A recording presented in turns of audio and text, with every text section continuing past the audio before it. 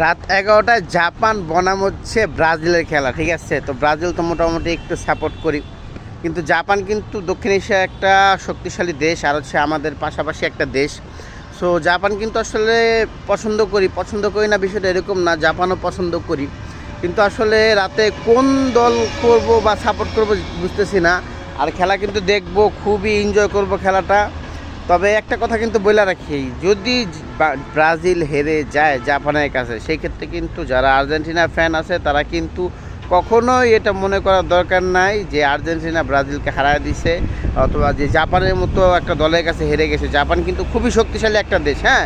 আর যারা Argentina fan, আমি জানি যদি ব্রাজিল হেরে যায় তারা কিন্তু পোক করবে, ঠিক আছে? আর এইগুলো দরকার নাই, কারণ আমরা কিন্তু ভাইয়া প্লান্টি মাস্টার না, ঠিক আছে? গত 2-3 ম্যাচে কিন্তু দুইটাই পেনাল্টি।